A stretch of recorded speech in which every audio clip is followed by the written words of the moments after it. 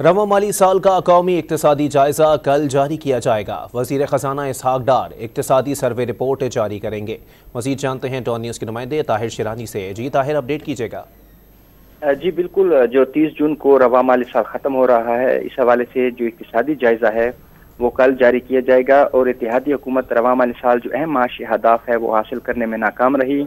रवा माली साल जो माशी शरह नमू है हदफ 5% था, लेकिन जो माशी शरह नमू है वो 0.29% रही। इसी तरह माशी शरह नमू का जो हदफ था उसमें के तहत ज़राई शोबे की पैदावार 1.55% रही और हदफ 3.9% था। सनती शोबे की पैदावार मनफी 2.94% रही और सनती शोबे का हदफ रवा माली साल के लिए 5.9% मुकर्रर था। जबकि खिदमात शोबे का हदफ 5.1% था, लेकिन खिदमात शोबे की जो पैदावार रही है वो 0.86% रही है। यानी जो इक्तिसादी माशी शरह नमू था रवा माली साल, वो सैलाब जो गुज़श्ता साल आया था उसकी वजह से उस पर असर हुआ। इसके साथ जो सनती खिदमात और ज़राई शोबे की पैदावार मुतासिर हुई, उस वजह से जो हदफ था वो हासिल नहीं हो सका है। इसी तरह जो मुल्की मईशत के मजमूई हजम में रवा माली साल के दौरान 35.4 अरब डॉलर की कमी हुई और मईशत का हुजम $375 से कम होकर 341 अरब 60 करोड़ डॉलर पर आ गया है।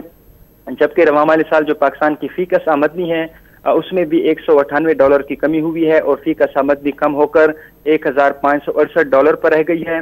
जबकि जो कपास की पैदावार है उसमें भी रवा माली साल 41% कमी हुई है और 49,10,000 गांठें रही, जबकि गुज़श्ता साल कपास की पैदावार 83,30,000 गांठें रही। चावल की पैदावार में भी 21.5% की कमी हुई।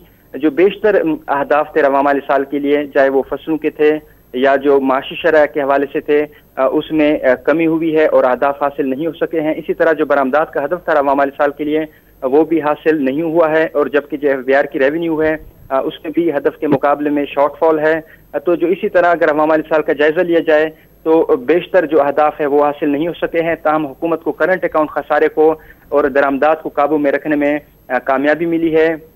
और इसके साथ जो बुनियादी अशिया की कीमतें हैं, बिजली की कीमतें, गैस की कीमत, पेट्रोलियम मसनूआत की कीमतें, उसमें भी रवा माली साल के दौरान इजाफा रिकॉर्ड किया गया है। और अगर माशी तौर पर इस रवा माली साल को देखा जाए तो हुकूमत को बेशतर जो अहदाफ थे, बेशतर इशारे थे, उसमें कामयाबी हासिल नहीं हुई है। ताहम गुज़श्ता साल के मुकाबले में अगर देखा जाए तो हुकूमत को एफबीआर की रेवेन्यू में इजाफा हासिल हुआ है। और इसके साथ जो पेट्रोलियम डेवलपमेंट लेवी का हदफ मुकर्रर किया गया था वो भी हासिल नहीं हो पाया है। इसके बावजूद कि रवा माली साल जो पेट्रोल और हाई स्पीड डीजल पर हुकूमत की जानिब से IMF की शराइत के तहत 50 रुपए फी लीटर तक लेवी भी उस पर आयद की गई।